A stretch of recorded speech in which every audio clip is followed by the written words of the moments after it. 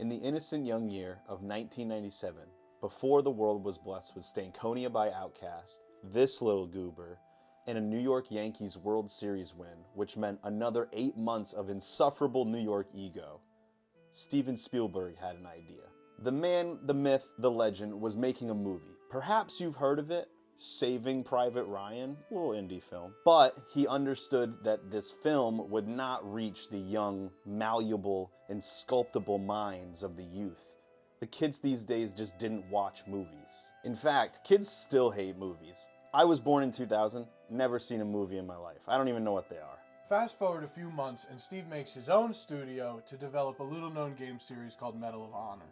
Spielberg runs a workplace a little funny though, so unsurprisingly it quickly started to create issues for everyone involved. This caused the split off for Infinity Ward to be born. Did Steven Spielberg make Jaws? Yeah. Do you think he treated the dinosaurs bad too? Because they're just like little guys. What are you talking? You said Jaws and then asked about the dinosaurs. Did I say Jaws? I meant Jurassic Park. Yeah, that too. Okay, cool, so I was right. After doing a little capitalism of their own, Activision invested $1.5 million into this new studio. And in 2003, Call of Duty was released for the PC. While the first 3 games looked pretty different than the modern stuff, with the release of Call of Duty Modern Warfare in 2007, a full year before Mom and Dad started fighting over the house, they kind of perfected the core gameplay of the series. Trust me, you could take any omni-moving, Dorito-munching 14-year-old prodigy from whatever game they're on right now, put them in COD 4, and they'd thrive within minutes. It's the same skill sets, they've just been making it more colorful and monetizable.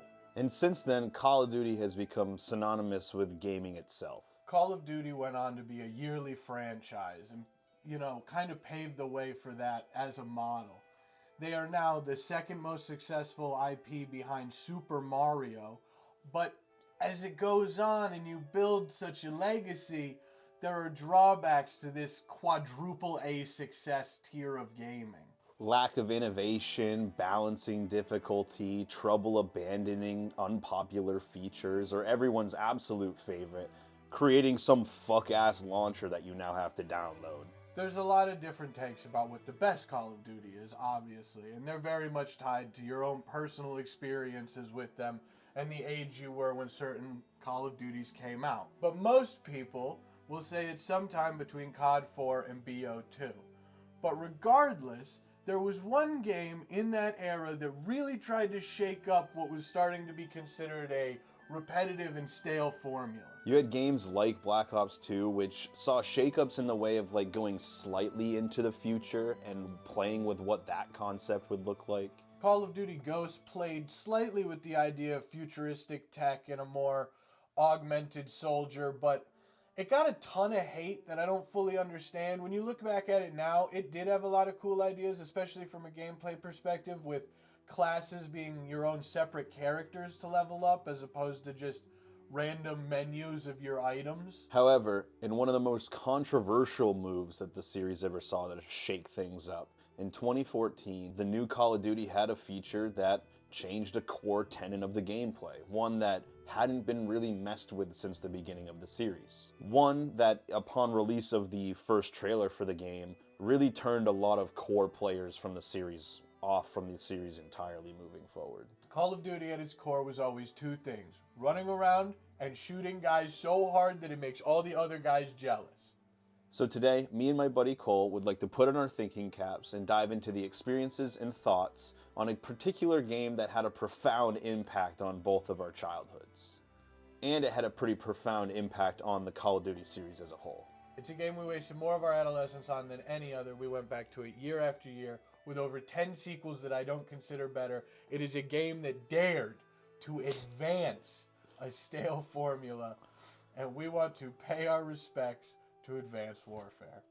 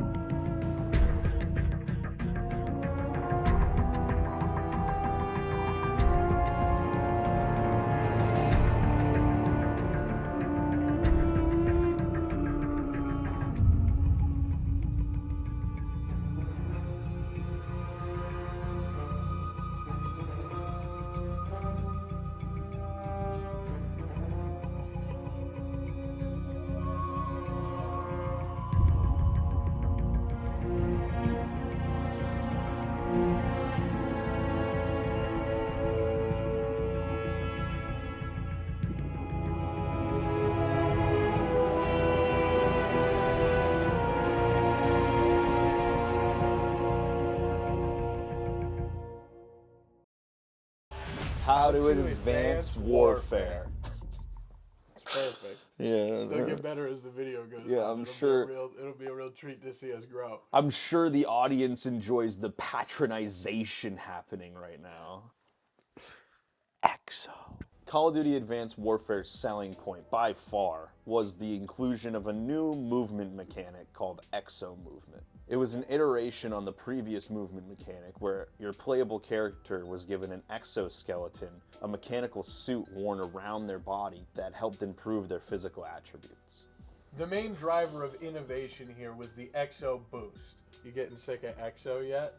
It was an ability that allowed you to double jump and to dash in any of the cardinal directions. And you could do that dash down on the ground or up in the air after your double jump.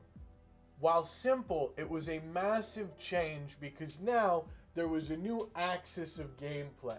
And so it immediately created a division between people who like new things and people who don't. Mid-air shots, advanced sight lines, the ability to get to choke points on the map faster. These were all factors in making Call of Duty Advanced Warfare different than anything that had come before it in the series. So obviously this altered the core gameplay of the game it was in.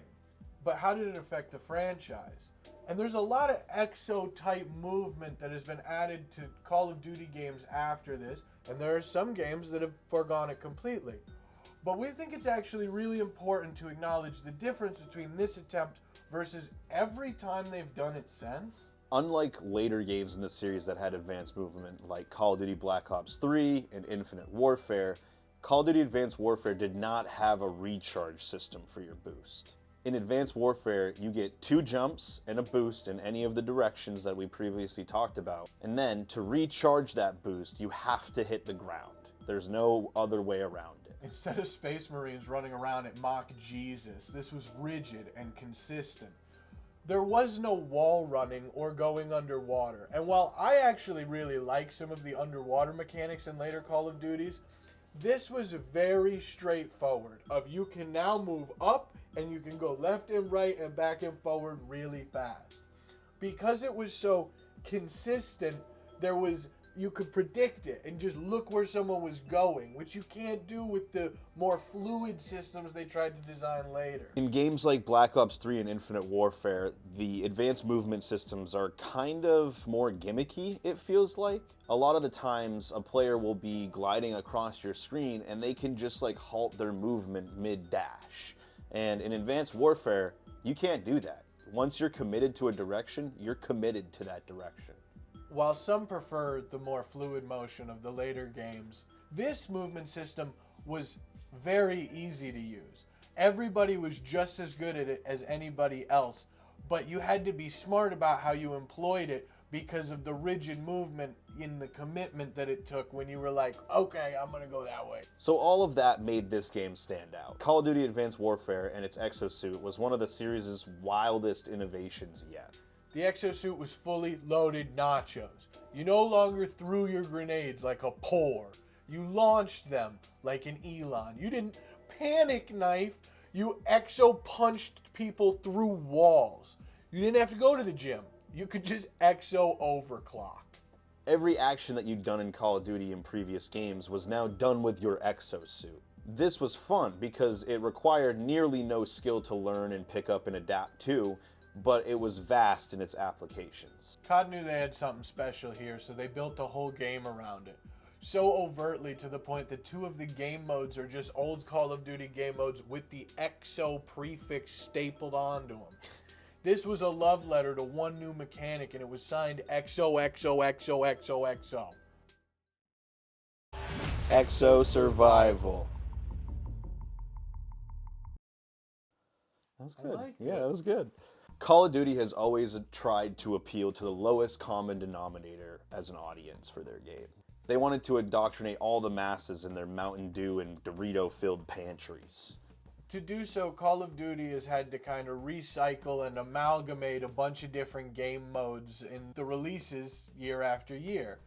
And so, you've obviously gonna have a campaign, until you don't, multiplayer, but what about a single-player experience after you finish the story? Many of the series games have tried to answer this, but One of the most famous or popular answers for this question was survival mode, or Spec Ops as it was called in some games. It first appeared in Modern Warfare 3 in 2011, and much like the name survival implies, you get dropped on a map with up to 3 of your friends, and there are waves of enemies, and you have to trap and shoot them all out of the area infinitely until you die and fail at surviving. It was practically a combination of like the campaign mode and the multiplayer mode. A pleasure you'd be chastised for bringing up in Xbox Live parties as like a potential option to play. You know, because everybody was so busy grinding out gold skins and diamond skins and whatever. But yeah, you bring this up in like the most exclusive Xbox Live parties you've ever been in, you would have been absolutely roasted. You know the one I'm talking about. Before survival, Modern Warfare 2, the original, oh my god, this game has ruined itself as far as explaining which title you're talking about. Before this, in Modern Warfare 2, the first one, not the remaster, they had a mode called Spec Ops, but you don't really see that anymore, probably because it required just a modicum of effort, and that's not really what the companies are doing right now. It's just too much work for the the little baby quadruple A studios. Billion-dollar company. Yeah, Grand Theft Auto 6. Grand Theft Auto 6 is going to take 12 years to come out. Sorry, only a $1.5 billion price tag. You'll pay $100 for it. Fast forward a few games and we get into AW. It wasn't anything spectacular, but it was still the survival mode that we've come to know and love. But it was EXO, and it was cool. Overall, it was just a survival mode, but it did have that AW flair. It used all the multiplayer maps, which we'll talk about more in the multiplayer section. And you know what? We don't need much time for it, but we are going to break it down very quick. So here we go. OG Modern Warfare 3 had a gun game-like progression feel. You started with a pistol and you bought your way up. In AW, you selected one of 3 preset custom classes: heavy, light, and specialist exosuits. From these starting points in both games, you'd earn points or money, depending on which game you're playing, through killing enemies and surviving rounds, and you make your way over to buy stations to improve your loadout. I think it's unfair to chastise OG Modern Warfare 3 a little bit because it was the first game in the series to have survival mode, and its options weren't terrible. But with the addition of the exosuit and customizable score streaks, AW just had more to offer in terms of customization. And because of that, it was a much more replayable experience.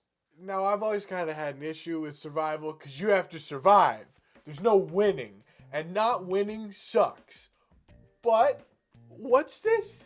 There's an achievement called Flip Flop if you flip the map twice in survival, which roughly equates to getting to round 51, because every 25 rounds, the map flips. That's a way to win. But what was really winning was every so many rounds that you survived in the game, you'd unlock a new set of maps. And so, if you were good enough, you only had to play it 5 times to complete the entire thing. I can't tell you exactly how many times it took us to complete the entire thing, but it wasn't that many.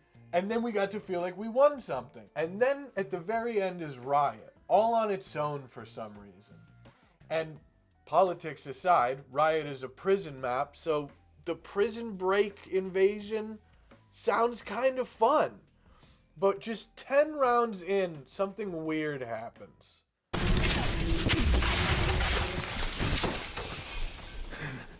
Team, report status. Report status. Taking fire! LZ's up ahead. Get ready to clear out.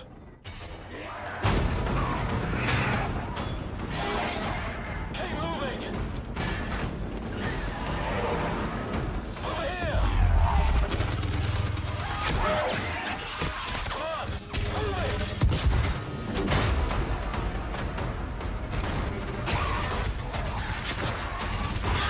Let's go! Are you bitten? Soldier, look at me! Are you bitten? What happened down there? You're okay. You're safe now, son. There's not many of us left.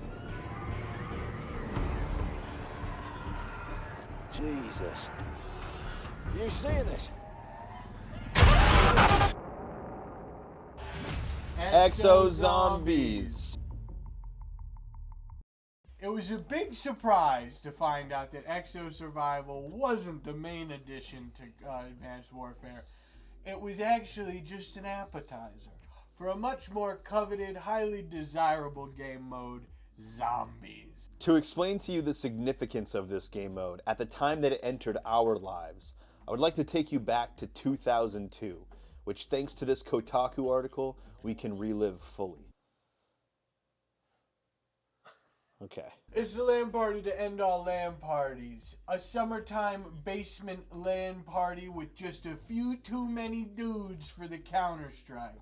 And so one member of the dude group decided it would be a good idea to save some space and noticed a suspiciously hanging I-beam from the ceiling of the basement. After a few attempts, you can see that they finally repurposed the I-beam for its true calling, holding one of their friends to play Counter-Strike from. And thus, the legendary moment was born. Now, I'm telling you about this experience to reflect on an experience that we had together up here in this very space that we are filming right now, back in the summer of... 69. Better known as Cole's Barn, this space had truly yet to achieve legendary status in our lives until this LAN party. And there are schisms within our own court elders that might disagree with that stance. Just know I don't give a fuck and I'm moving on.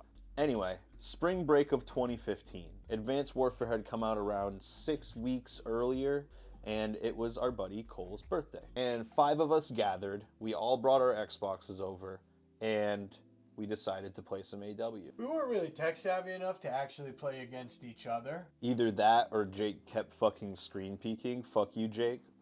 Also, congratulations on like the child and shit. That's pretty cool. That's dope, dude. Yeah, it's cool.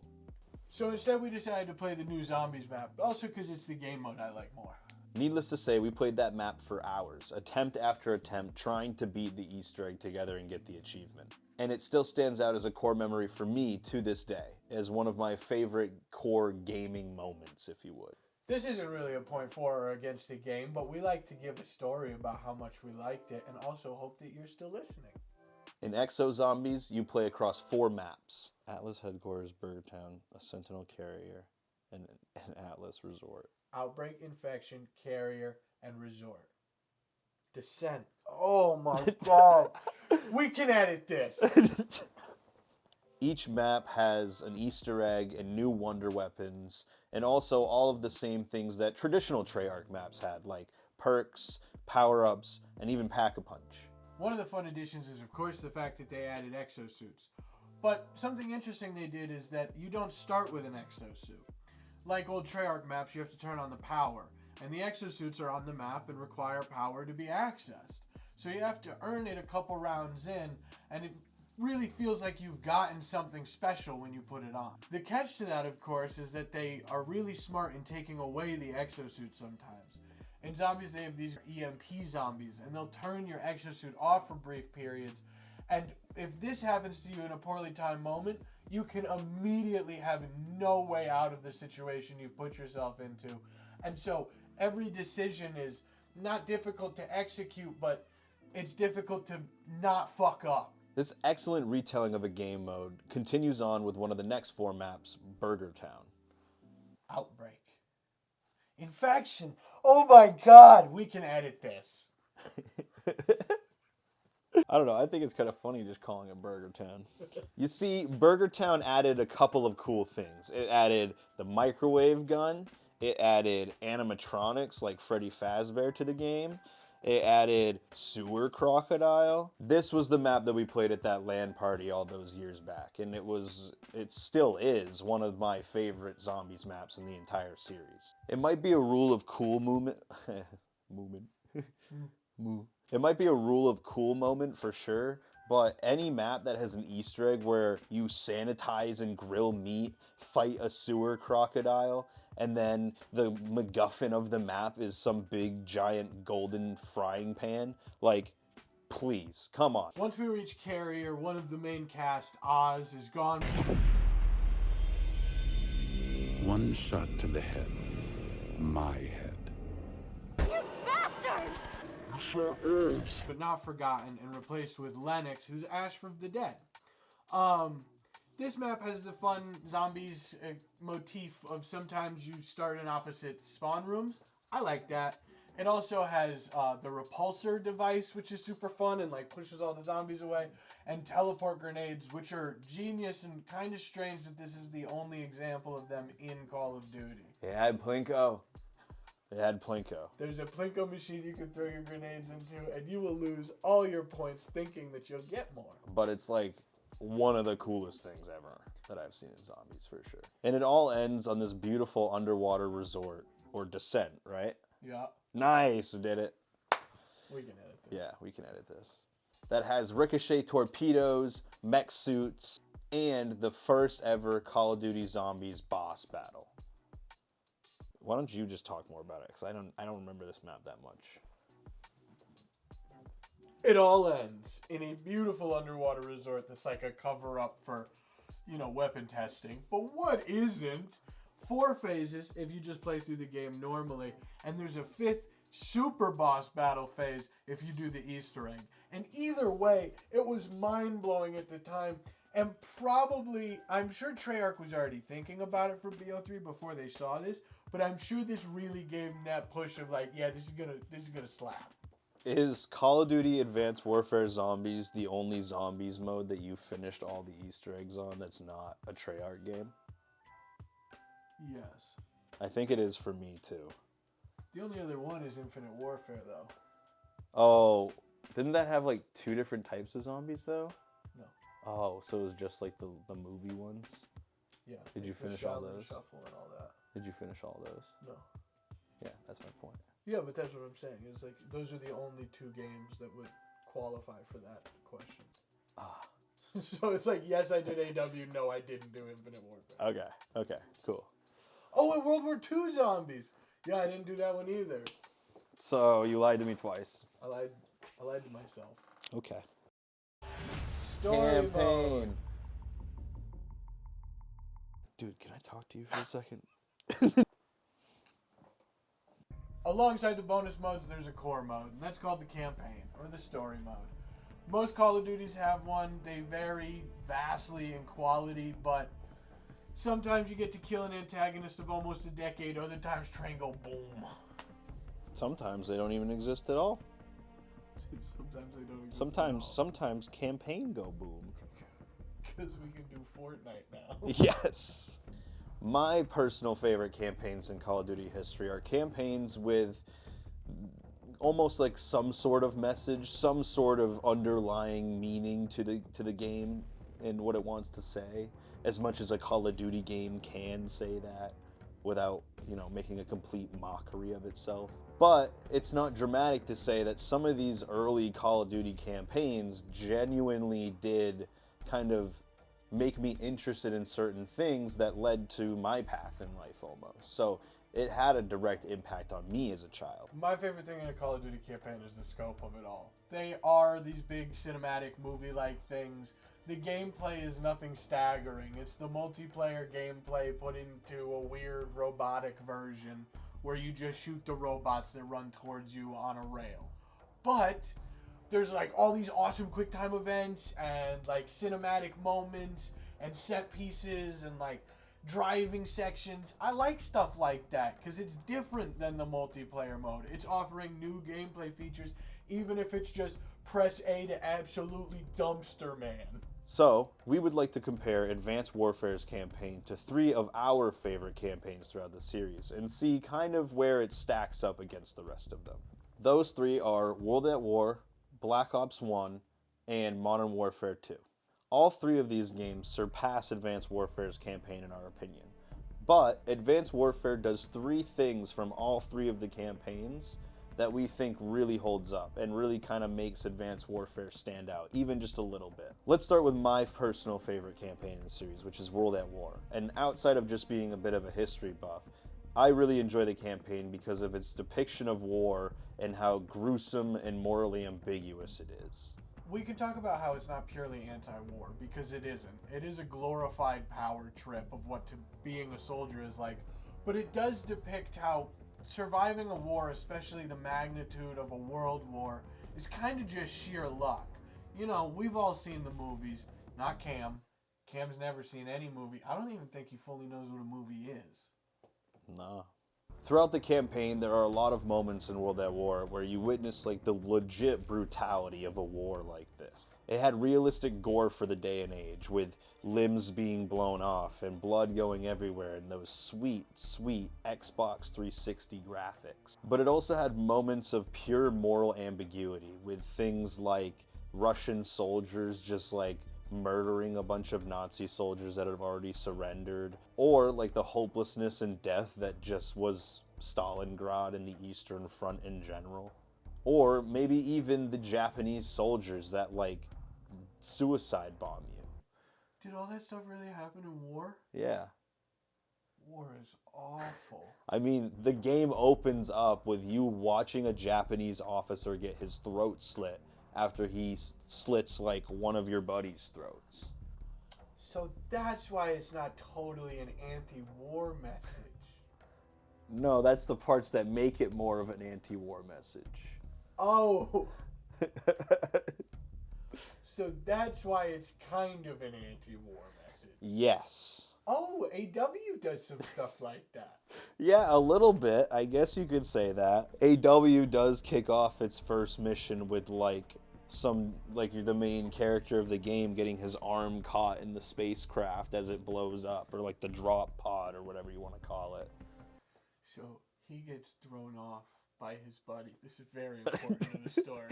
He gets thrown off the ship by his buddy. So when it blows up, he lives. A piece of the ship in the explosion flies towards you and gets you right here in the shoulder bone perfectly, severing your arm. So another soldier drags you away and the arm is just left behind. That's how it happens. In the second mission, you get the true scope of like the nature of this advanced warfare. Fuck around and we'll make the private irons public. For the first time in history, you see a private military contractor have a big enough army to rival a global superpower like America or China. And continuing on this theme of like dystopian future warfare, you get things like threat detection grenades, which can show you an outline of a body through a wall so that you can just shoot someone on the other side. Or what about like Fallout stealth boys that just make you invisible? Both of which are horrifically applied in-game, just like they'd probably be applied in life. It's grounded enough that it's really gripping and almost scary at times because it is so plausible. These technologies feel futuristic in the sense that we don't have them yet, but not in the sense that they're far-fetched. And it's really similar to World in War when you look at it like that. The second campaign that we want to compare it to is Call of Duty Black Ops, which in my opinion is the best narrative in a Call of Duty game ever. The whole like Cold War setting mixed with like the brainwashing plot was just so good. This is so good.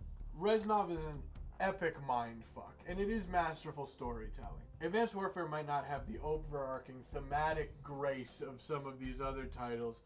It has the moment-to-moment intensity and just popcorn movie enjoyment camp that you really can't get in any other game I've played. Unlike Black Ops 1, which had an international Cold War theme and plot, Call of Duty Advanced Warfare moves forward in time to a day and age where private military contractors, like we alluded to earlier, can stand up to the global superpowers. And it specifically follows one character, one man, as he hops between both the private and public sectors of military service.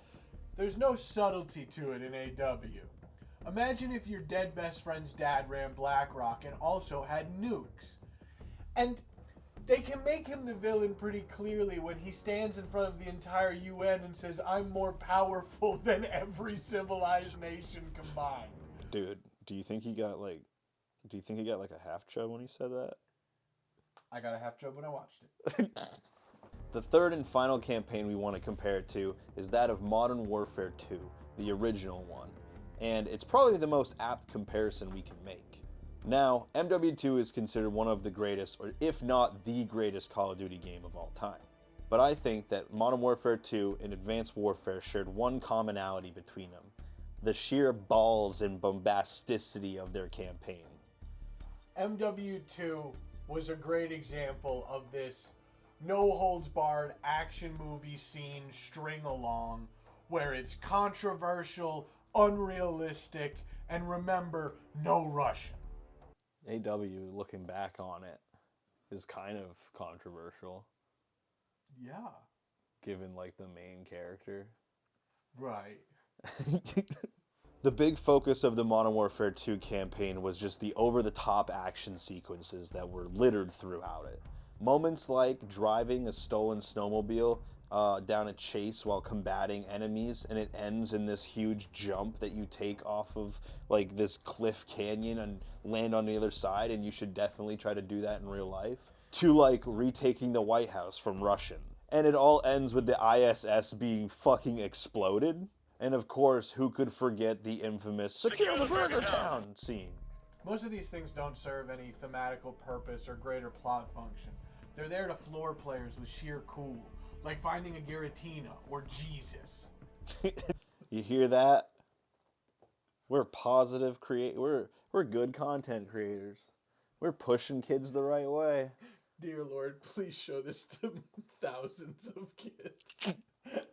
Advanced Warfare doesn't come close to the cool factor in Modern Warfare 2, in my opinion. However, I think it does its best and has some really bombastic moments. For example, like running through the streets of Nigeria to secure some sort of hostage, and you literally start playing like Frogger and running on the highway, and it ends with you like ripping someone's car door off and like pulling someone out and throwing them onto the highway. So fucking cool, man. Getting told I can't tell you who this is, you just gotta run, and then killing your own like teammates in the middle of a public working compound. The Golden Gate Bridge exploding because of a bunch of drones, and some poor dude who really needs a union.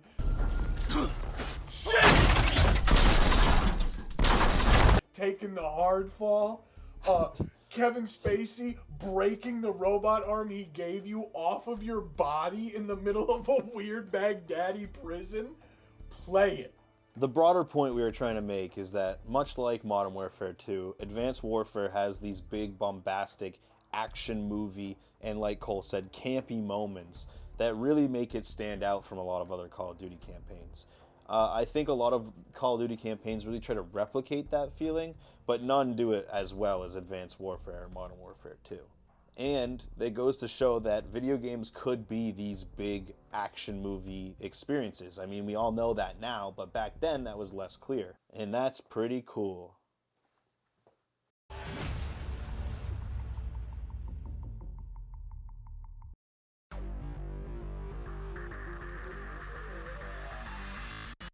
So at the end of the day, this game still is like a narrative and has a thesis and has some message it's trying to convey.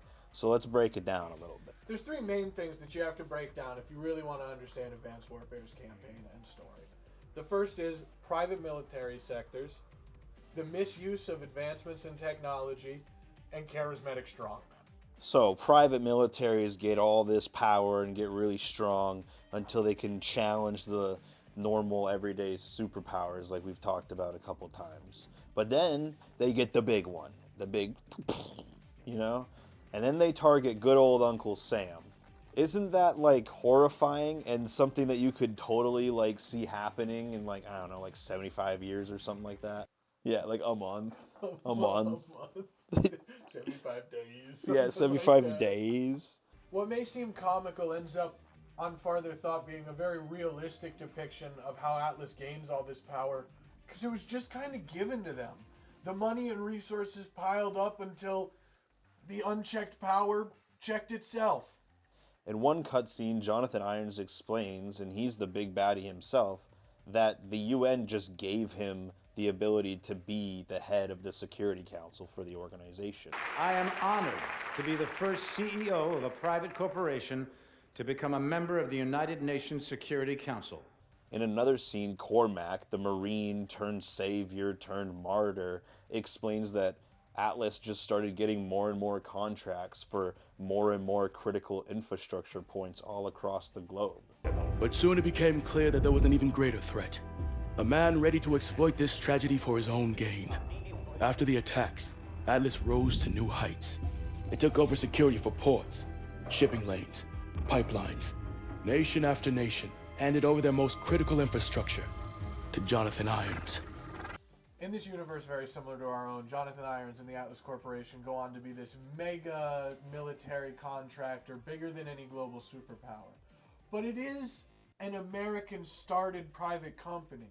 And there's a lot of questions around the global affairs behind whether or not a United States military company could become so globally welcomed and recognized.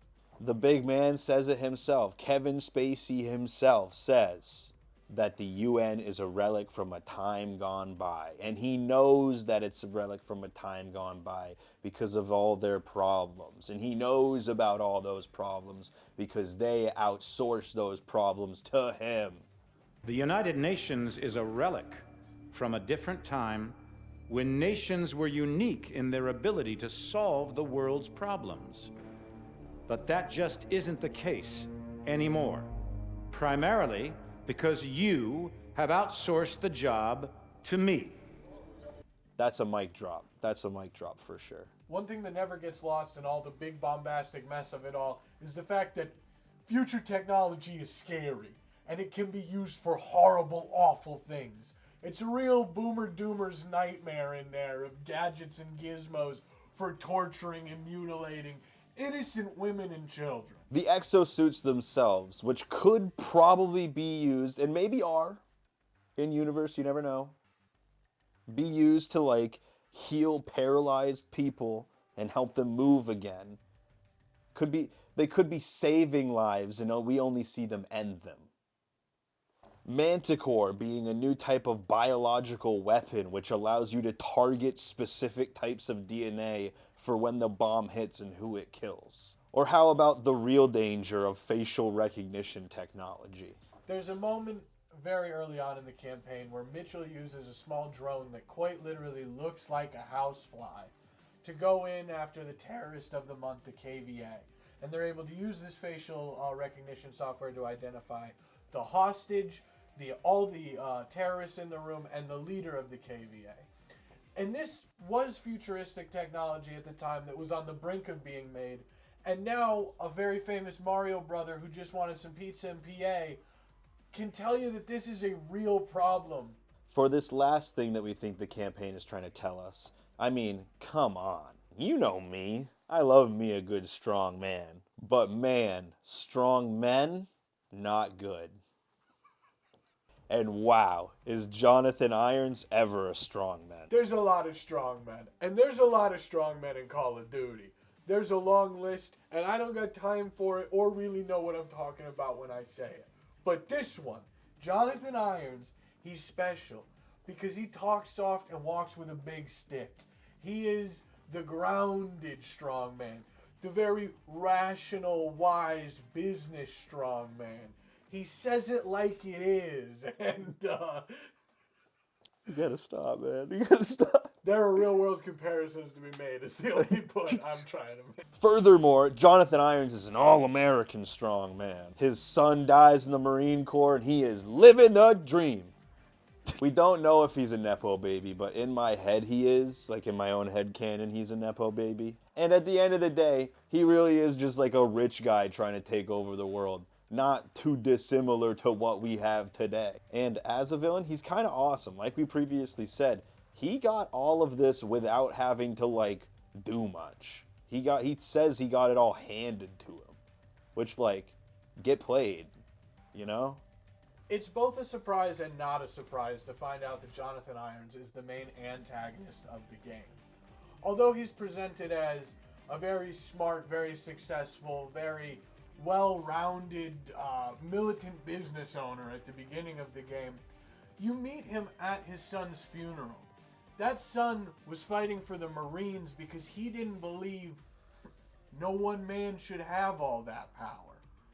And so he died fighting for the country that he loved in the way he thought was right. He knew his father was a bad guy well before anyone else seemed to. But you as an audience member can kind of clue in from the very beginning. At the end of the day, Advanced Warfare's campaign might not be the best of the series or the most bombastic in the series or anything like that, but it's very clear that the writers of the campaign and the developers that made it come to life did work very hard to craft a compelling and engaging narrative throughout. Whether or not they succeeded, that's up for you to decide. You should play it. EXO multiplayer. It's not called that. It's literally not called that. But it's EXO. The first-person shooter genre of video game has a long and storied history. The first one being all the way back in 1973 with Maze War. I'm sure all of you gaming elitists and purists have heard of Maze War and have 1,000 hours in Maze War. If you don't, then what are you doing? Oh, I get to say it. Maze War was the start. Maze War was the start, but the genre just expanded and kept going, and title after title, until FPS wasn't a new genre or a competing genre. It was at the forefront of what video games were. Whether it was COD or Counter-Strike, FPS games have been played consistently since they came out. So why are they so good? There's several examples you could pull here, but something that we want to say before we get into our thoughts here is that what makes a great FPS game is really refining or doing one specific thing in the FPS game so well. For example, Counter-Strike is an FPS game that has dominated the esports community for about 30 years now. And that is because Counter-Strike is a perfectly balanced, or nearly perfectly balanced, refined experience, and has been for a pretty long time. There are no true real gimmicks in Counter-Strike either. It's kind of the closest you can get to like a true basic FPS. When the series launched, you could say that the gimmick was game modes, although those game modes have gone on to become the standard competitive game modes of almost every FPS. But what Counter-Strike did really well was unchanging gameplay that could be mastered, so that the only thing that could separate you from competitors was how good you were at the thing that you've all been practicing. Just ask anyone about the Revolver update or 128 tick servers. Both of those things are not good things in the CS community. I know that. I have friends in that community. I have friends that live there. I don't have any friends in the CS community, but I am an ally. On the flip side, you have games like Doom, which were solid single-player experiences known for their characters, story, and gameplay. Then you get Halo, one of the most blockbuster, big moments in gaming history, and it revolutionized connected online multiplayer gaming in general. All the successful FPS games have one thing in common. They have one of their mechanics so tightly refined that players feel they need to play that game to have the best experience, or they have something so wildly unlike the rest of the games that it feels fresh enough that it's worth deviating from what you've been practicing and learning for an entire lifetime. Call of Duty is the most successful FPS franchise of all time, so what did they do differently? Well, they made the equivalent of Marvel movies for FPS games, appealing to the broadest demographic possible to get as much success as possible. I don't. When was Michael Myers in a Call of Duty map? Call of Duty Ghosts. It was one of the DLC maps. Oh. It was like a thing that you could go to run around onto the map and just pick it up, and then all of a sudden you had like his knife and his mask. No idea what you're referencing. Really? Crazy. You don't remember that map? The music. That's fucking crazy. The Snoop Dogg announcer as you run around as Michael Myers. Yeah, dude, it's awesome. Oh, fuck, that rules. Let's forget how much good grace Call of Duty has squandered recently. Back in the early days, it really was innovative. And it did feel like the only game in its genre that was prioritizing the players and their fun above all else. It wasn't sheerly about competitiveness or even microtransaction. Fans of the series are clamoring for a sense of that identity and fun that they had back in the earlier games. They knew that in the grand scheme of things, they were just an arcade shooter that anybody could pick up at any time. Nowadays, the only whimsy we see are out-of-date memes that you can pay for. I have John Travolta doing this thing in Black Ops 3 on a skin for the fire guy that has no context within a warplay setting. Advanced Warfare was one of the last games in the Call of Duty franchise that didn't take itself too seriously. And I think that's kind of what made it a good FPS game. It was willing to innovate to improve gameplay, and even though a lot of those innovations were disliked in the moment, I think looking back, a lot of them ended up being a lot of fun, and because of that, were successful. Yeah, it feels like a great time to address the worm in your brain that's screaming at the top of its little lungs. This game was pay to win. The BAL and the ASM-1, and specifically their elite variants, were objectively the best weapons in the game. And lots of other weapons that you could only get by buying them were significantly better than their free variants. Like Cole said, Advanced Warfare was the first game with infamous supply drops, in which players could pull cosmetics and weapon variants out from a randomly generated loot chest, basically. I don't know how else to describe it. It's a slot machine. You're playing slots, 13-year-old kid in his bedroom. Now, putting aside the scourge that it is microtransactions on gaming, I think it would have been fair to say that this iteration of supply drops would have been okay if it was purely cosmetic. However, this was very much not the case. Advanced Warfare supply drops included different variants of the base game weapons. These variants had stat-changing modifiers that in a lot of cases just made them better weapons. The supply drops also included a couple of other things like XP bonuses or cosmetic items for your player character like helmets. But those didn't really matter nearly as much because they couldn't help you win. The thing that really sold these were that there were guns inside of them that would actively make you have a higher chance of winning in what was supposed to be a competitive game. We'll talk about this more in a moment, but the cardinal sin of this game has always been its aggressive microtransaction framework, and it was pretty bad. One of the more controversial things about Call of Duty's history is the way that servers and matchmaking works. And this game was back in a time before skill-based matchmaking or engagement-based matchmaking. And yes, it was back when there were player-hosted servers. You weren't at the whim of an algorithm trying to extract the most time and therefore money from your pockets when it was trying to matchmake you with opponents. Lobbies and matchmaking were pretty varied and authentic overall. One of the biggest complaints that I have about modern Call of Duties is that the matchmaking system has made winning and losing feel way, way worse than they used to. Stop me if you heard this one before. It's a long day at work and you just want to play some games when you get home. First game, you stomp out. Second game is kind of reasonable. Third game, now what's this? You're getting absolutely dumpstered by Nate Shot and Scump, apparently, who have nothing better to do than be put in a lobby with you. And then you go back to the lobotomites. It's not really genuine players getting scrambled. It's the algorithm deciding when you win and when you don't. You could fool around and do dumb shit with your buddies in some casual game modes, or you could pick ranked for a more tailored matchmaking experience. But just the authenticity of the matchmaking made the game feel much better. You never knew if you were going to win or lose your next match. Wins and losses felt much more natural and earned, and you could feel yourself improve as you played. Sadly, that is something that has been lost a lot in the recent additions to the series. But you can't talk about an Advanced Warfare game mode without talking about Advanced Warfare's selling point and its hatred source. Exo movement. Now, I know what some people are thinking. Yeah, it sucked, and I would counter with, no it didn't, dweeb. What did you eat for every meal? Dry cheese sandwiches? Anyway, the exosuit gave your player character a lot of new extra abilities, but the most important was obviously to the movement. You could now dash out from corners, behind corners, forward, into engagements, backwards, away from engagements. The thing was, you could move very fast in exchange for moving sporadically. Not even LeGod James, LeBron Braun himself, could jump as high as these exosuits.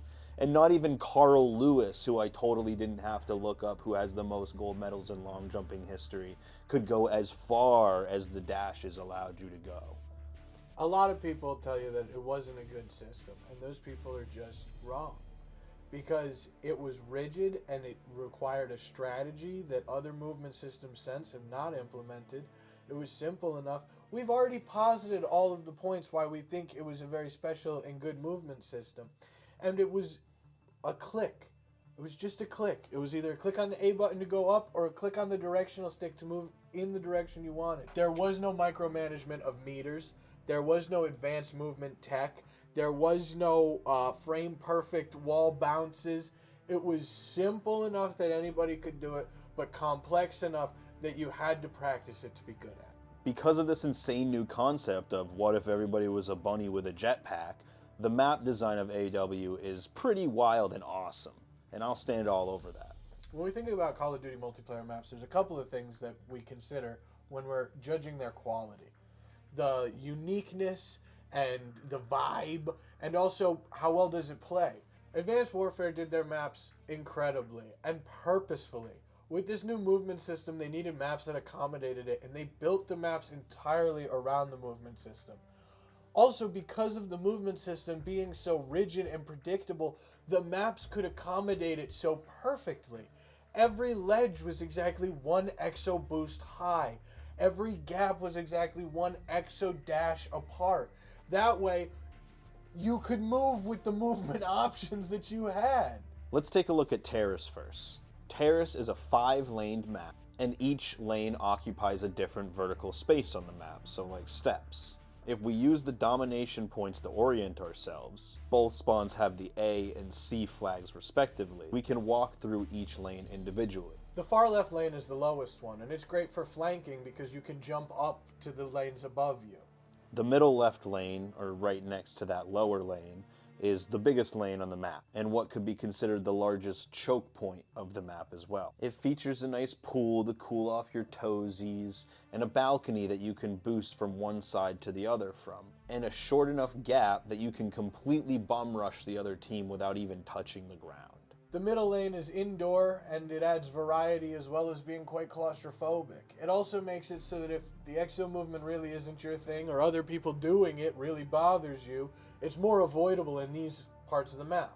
The fourth lane is the least developed. It's basically just a building that on one side allows you to go down back to the middle lane, and then from the other side just allows you to hop over and go into the other team's spawn. The last lane is the fifth lane. It's the highest point of the map. It has a great flanking tunnel, and it gives you good vantage points over the rest of the map. This map philosophy shows respect and creativity. It was merging old with the new. It was taking the old lane formats with new design features to help implement and really show off the new movement system. Like Cole said earlier, every building was 1 exo boost high, and every gap was 1 exo dash long. And that rocks. There's no real math to it. You don't need to practice. You just go where you want to go. Another great thing that they did with maps is they made them dynamic. A great example is Recovery. This map takes place on a beautiful observatory/conservatory in Hawaii. When you load into the game, you're on a typical 3-lane COD map, which is splendidly designed, I might add. But halfway through the map, air raid sirens start going off, and you start thinking, what the heck is this? Turns out a fucking volcano just exploded, player, and you're about to be buried in a bunch of yellow rock. And if you didn't pay attention in 8th grade, it's igneous. And you ignorant. To avoid the cataclysm, 2 giant doors in the back of the map open, and it's up to you to get through them before the time limit runs out and they close. That's right, an entirely different map, a second map on the same map. And while I don't think that the second map is as flawlessly designed as the first, it's still absolutely batshit crazy that there's 2 maps in one map.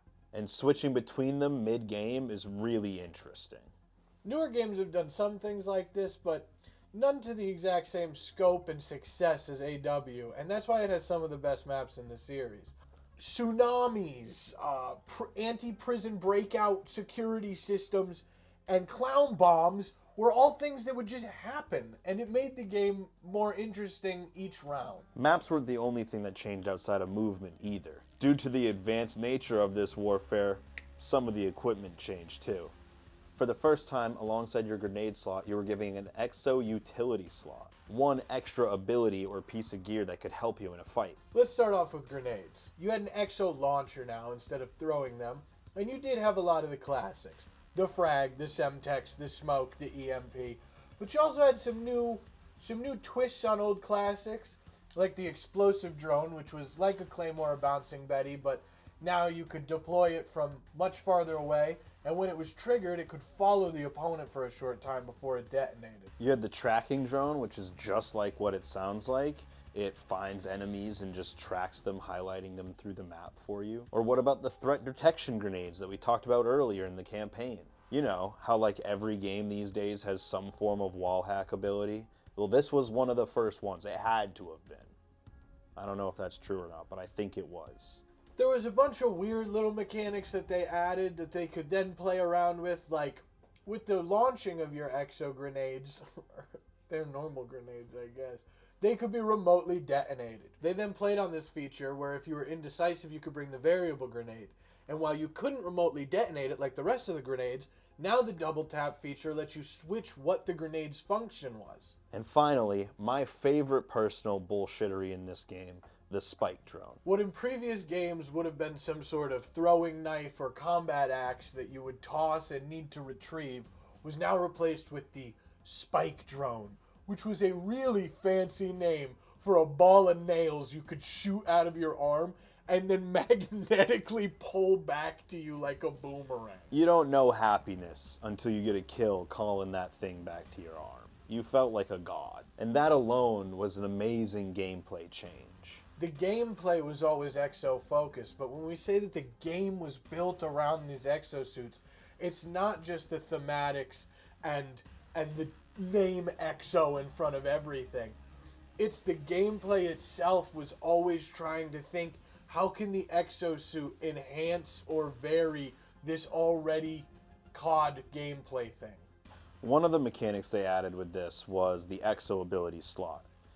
This functioned a lot like what would become like specialists or operators in future games. Essentially, your $1 million exosuit got one cool party trick that you could do during the game. There were 8 in total, some being totally useless and others being complete game changers, and others being just incredibly frustrating. Some of these were pretty self-explanatory, like the exo shield was just a riot shield built into your left arm.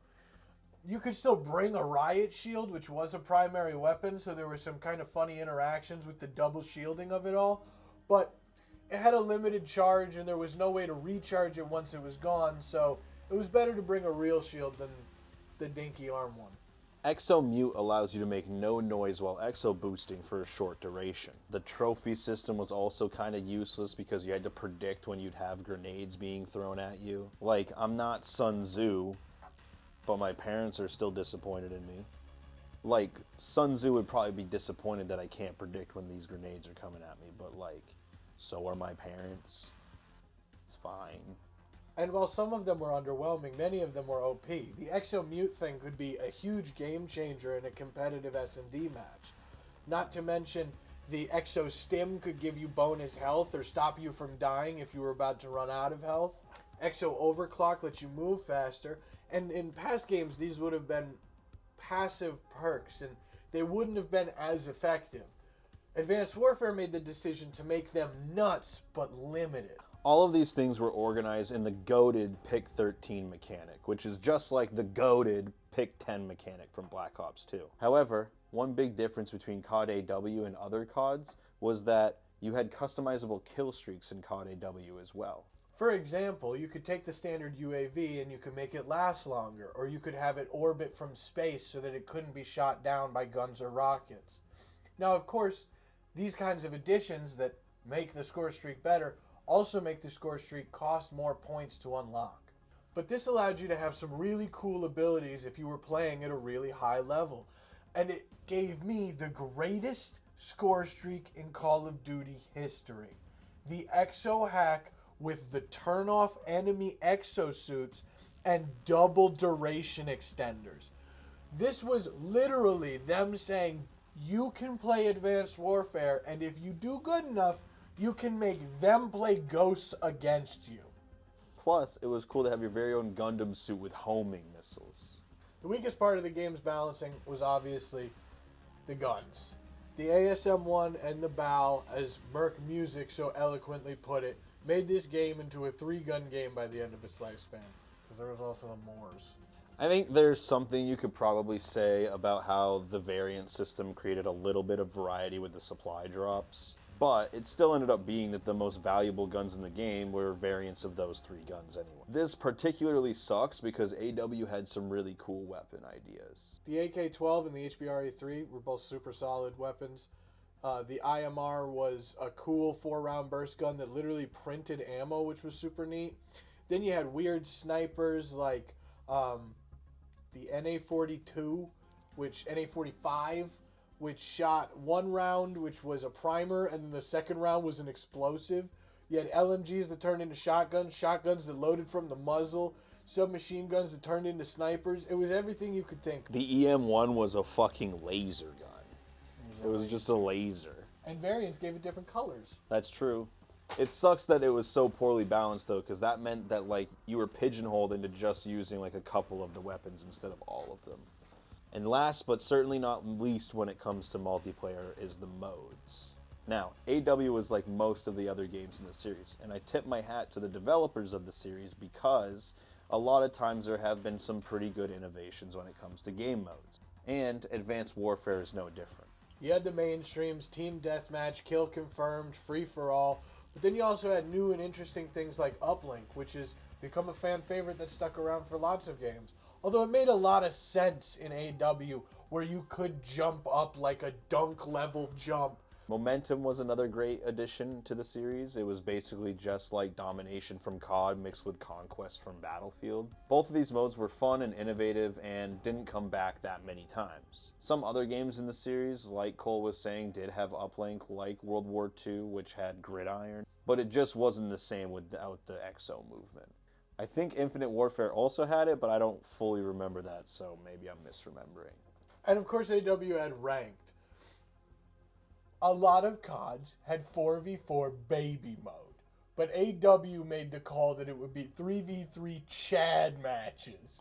There was Search and Destroy, Hardpoint, and even Uplink at times, but in our heyday, we had nothing but time to grind Advanced Warfare ranked, and Cam and I were both Grandmaster. Although, there was also this strange culture where anyone who used a variant was below respect, and so we had some unsavory calling tags to let people know about. Yeah, our emblems on the game were not savory for those people. Overall, I think that Advanced Warfare had one of the most underrated multiplayer experiences of the series. It had its fair share of issues, of course, but that didn't mean it wasn't fun. And obviously, me and my associate here are speaking through rose-tinted glasses, but I can't think of many Call of Duty entries in the series since that have really captured my imagination and my attention as much as Call of Duty Advanced Warfare. And I think that's because the series lost a lot of its innovation and its identity. And people at the time hated it because the player base 100% was not ready for it.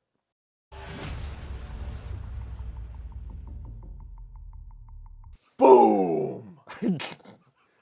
These fucking supply drops. This was Call of Duty's first foray into microtransactions. And boy, did they come out swinging by putting fucking stat boosted guns inside the supply drop. Variants were, like we've already discussed, just variants of the base game weapons with different stat boosts on them, like extra damage or extra handling or aim down sight time or whatever. The highest versions were called elites, and those were really what you were in it for. Typically, those had some sort of visual and gameplay element change put together to make something really special. The quintessential of these were the BAL Obsidian Steed, which, like the name implies, had this sleek black look with these, silver embellishments that gave it this, like, saddled steed kind of look. And the ASM-1 Speakeasy, which gave the submachine gun a drum magazine and gave it much more of like a mafia vibe, hence the name Speakeasy. This is where it's going to get a little tricky to explain because this is objectively not a great practice. And we obviously don't love all the microtransactions that were put into Advanced Warfare. The flip side of that is, whether it's Stockholm or not, once you paid the money and you owned these digital assets that were in some way exclusive and in some way special, they really meant more to you than any other gun you've ever had in a Call of Duty. You'd get an elite submachine gun variant called the Squeaker, and no one else had it. So you could kill people and scream in chat, "Get squeaked!" And they would be furious because this truly was an exclusive thing that made you feel special and superior. Yeah, you had some other guns that I remember for variants were the HBRA3 Insanity, which was a really good one. The XMG Eggs and Bacon, which was like the dual submachine guns. They were called the Eggs and Bacon. There were a lot of really good ones in that game that really made the microtransaction situation very toxic. Just like it was thrilling and exhilarating to own one of these exclusive special guns, it was really debilitating and upsetting to die to someone who had a gun that you didn't. So it encouraged you and not only incentivized you, but kind of like twisted your arm in this like, well, you want the eggs and bacon, right? Because that guy's having a ton of fun and his guns are going nuts and they have a funny name. Now, there were these basic bitch ass supply drops that we have behind us right here, and those you could unlock for free by doing like challenges or by hitting certain level requirements. There were a lot of ways that you could earn those for free. Oppositely, you had advanced exo supply drops, which were like the paid only version of supply drops and were guaranteed to have a better percentage to get legendary and epic level items. You did get these every time you hit a 10th level, so 10, 20, 30, 40, 50, and when prestiging, which is 55. This really fucked me up when I was, 13, 14. I got in trouble for accidentally overcharging my mom's credit card, and then she got like double charged, and it was way more money than I had originally bought for a $3 supply drop, and I had to pay it all back by doing like chores and stuff. I remember that. I also stole my parents' credit card to buy exo drops. And it's become kind of a gag, right? Of like kids stealing their parents' credit cards for V-Bucks. But this was really where it started for a lot of people. But have you seen those guns, those variants? Have you seen the exo pack that you can get in this? Have you seen the helmet that you can get, the armor piece? Because I still don't have the Inferno. And that's something I can tell you off the top of my head and probably will be able to tell you until the day I die. And if I ever got the Inferno, it would mean something to me, even though I would rarely use it. Yeah, I have the Inferno and the Obsidian Steed, but I don't have the Speakeasy, which is like the only one I ever wanted. Greed knows no bounds, and it truly is a situation of like, no matter how many of these guns you get, you always want more. And to the game's credit, with all its criticism, they did make minor adjustments to try to fix some of this, but it was never even close to enough. It was always just kind of for show. Like the advanced exo drops being given out for free on certain occasions, and then they later made every prestige redoable. There was 15 of them, and that got bumped to 30 because you could go to Prestige 1 Mastery. And every time you finished a Mastery Prestige, you would get one guaranteed elite weapon. Not a roll of an elite weapon. You can Google right now what elite weapon you can get for each of those masteries. The Speakeasy is one of them. So we could probably have an entire section on just this microtransaction system alone and how this was like a huge point for the industry in leading down a very negative microtransaction path. But we didn't want to dwell on it too long for a game that we actually do really like a lot. However, we would be remiss if we didn't mention it at all and how much of a cardinal sin it was for this game. So in conclusion, Advanced Warfare was fucking awesome, but it definitely hinted at some insidious ways that both the series of Call of Duty and the gaming industry was headed. I'm not saying you should play it, but I am saying if you did play it, there's a lot to appreciate. Not as much as I appreciated it. It was a special moment in time, and I was a child. And it was predatory, tisk tisk. It'll never happen again, which is a good thing, but it's also a really good thing that it happened. And if you want to, hear what we're saying and go see what we're talking about, it's a really, really cool title. So thank you for watching. We really appreciate it if you got this far. I don't know how this is going to turn out when I go to edit it. If you have anything or any ideas for what we should dive into next, feel free to leave them down below in the comments. And please share and subscribe and comment and like and all that good stuff. Because it helps us. We're doing this for ourselves though, so if you don't, that's cool. We're not going to starve to death, which is always good for you because you don't have to worry about clicking the button. In the description, I'll have a link for my personal YouTube channel and my gaming organization's channel and social links. It's called Purpose Gaming. It's just a small-time esports organization, like Tier 3 esports, and we're working on trying to become more established in that scene, so we'd appreciate if you gave it a look. If you're on YouTube or Instagram, look up Puffin Productions. If you're on SoundCloud, look up GGCB. If you're in a public park, shout Cole. I'll see you around. Hey man, I gotta talk to you. Yo, it's good, brother. I really don't think you ended that right. I think like we could have done that a lot better, and like it was a little self-centered of you. No, we both say bye, have a good day, and smile. I love that. Bye, have a good day.